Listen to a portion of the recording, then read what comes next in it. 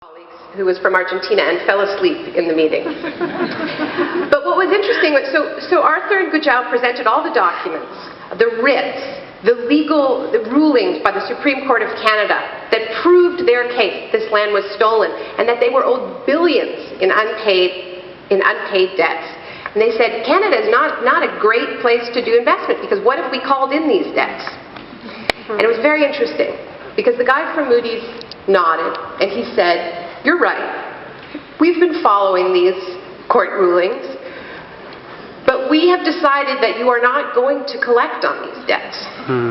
So it is not affecting our credit rating." And that's a very important thing for us to remember because debt is political, right? You can make your argument. And when we make these arguments, frankly, no one even bothers arguing with us because it's so obvious. The science is there. The legal treaties are there. But really what they're saying is you and what army? How are you going to get this money out of us? You are not powerful enough to get the money out of us. And this is where social movements come in. Because, you know, we can talk as much as we want about debt and we can talk as much as we want about reparations, but they're going to laugh at us until there is some movement muscle behind those concerns, behind those demands. And that's our task.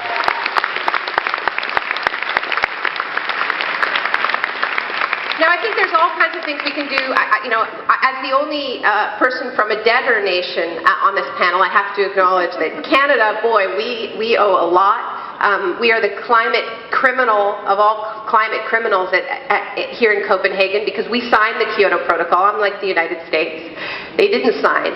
In Canada, we signed, so we are actively breaking a legally binding agreement when we increase emissions by 26%. Now, we know when people break their WTO commitments, they sure as hell hear about it. We know when Bolivia decided that they didn't want Bechtel to steal their water and make it illegal to collect rainwater and threw Bechtel out, that they were sued by Bechtel for $26 million for breaking a contract. What happens when Canada breaks its contract with the world, with Kyoto? So we need to start putting pressure on governments that say that they do care about these issues to do things like launch trade retaliation, kick Canada out of the Commonwealth, things like that. There has to be some muscle, there has to be some consequences. And so these ideas are on the table. We can't get to all of that right away, but I just want to talk a little bit about what we can do this week. Angelica asked us to make our voices heard, and I think we really do need to do that. We need to really show the face of this counter-movement here before this summit is done. I said at the opening of Klima Forum that there's a place for rage and there's a place for civil disobedience.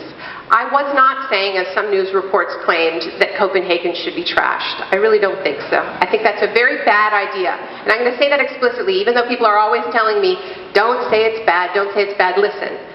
The reason why it's bad is precisely because of what we're seeing here. This conversation that has started here about the real face of environmentalism as a class war that is being waged by the rich against the poor has never happened before. There has never been global media attention on this discussion. If we allow the media to change the discussion into broken windows in Copenhagen, which is the boringest discussion in the world, okay, we have truly failed. But I'm not saying that there shouldn't be direct action.